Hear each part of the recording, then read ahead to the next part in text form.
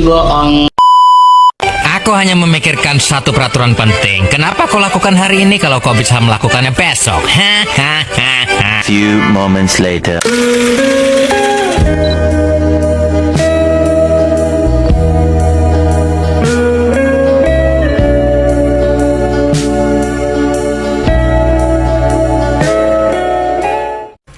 Assalamualaikum warahmatullahi wabarakatuh. Perkenalkan, saya Yolanda Medina Isnaini, nomor absen 33. Saya Risma Bella Putri, nomor absen 26. Saya Lulung Adelia, absen 20. Saya Feby Nur Aryaska, nomor absen 15. Kami akan melakukan observasi mengenai kearifan lokal yang ada di daerah Cilebok, yaitu Kajang dan Welit. Selamat menyaksikan! Kajang dan Welit adalah kearifan lokal di daerah tempat saya lahir, yaitu di Dusun Api-Api Cilebok yang berada di perbatasan antara Kabupaten Cilacap dan Kebumen, Desa Kedumenda, Kecamatan Dusabungu, Kabupaten Cilacap. Pengertian Kajang dan Welit.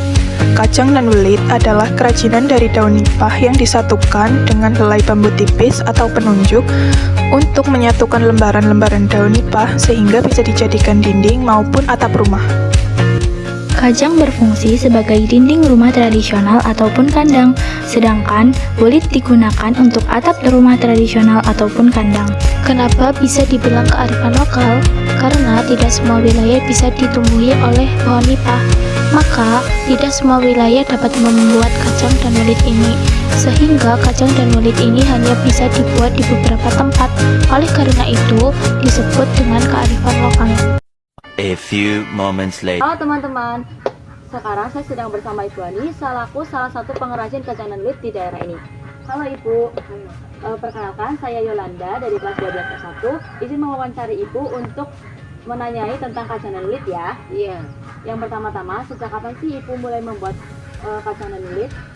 Dari tahun 2007.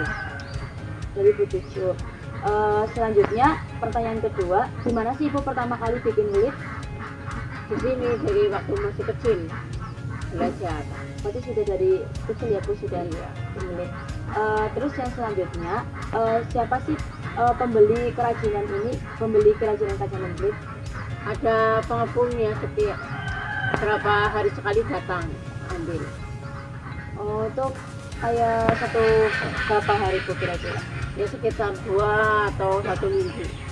Itu rajin datang atau pas lagi musim saja? Lagi musim saja. Kalau lagi musim itu rutin datang? Iya, rutin datang.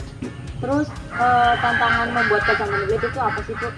Yang susahnya kalau lagi musim hujan, nebangnya itu kan susah, tempatnya becek, banjir, terus jemurnya juga mataharinya sulit.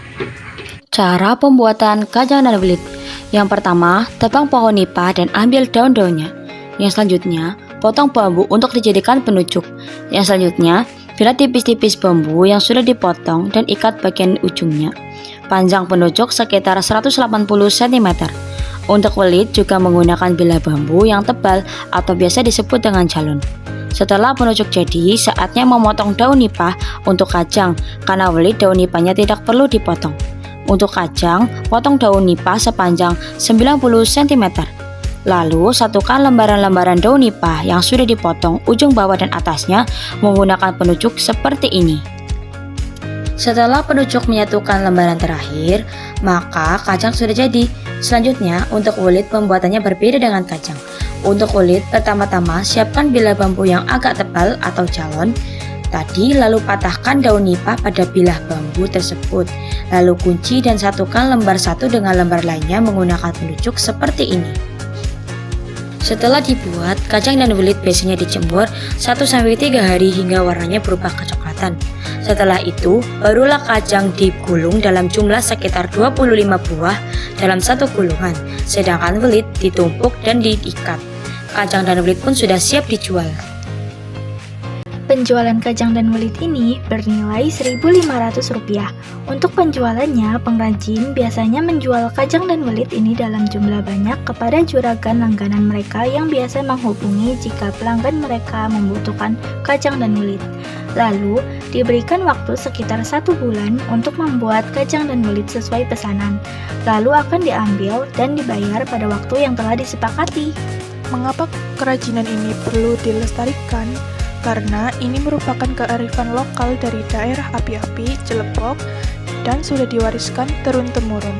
Sayang jika dengan banyaknya pohon nipah yang tumbuh tidak dimanfaatkan dengan baik. Apalagi masih ada yang membutuhkan kacang dan welit ini.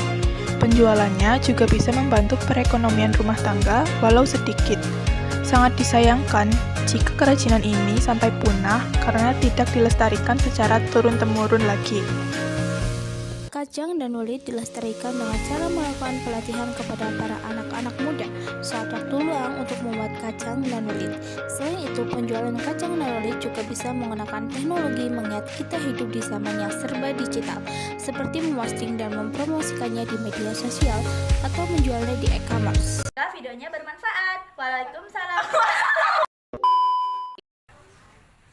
Terima kasih sudah menonton. Semoga videonya bermanfaat. Wassalamualaikum warahmatullahi wabarakatuh. Dadah.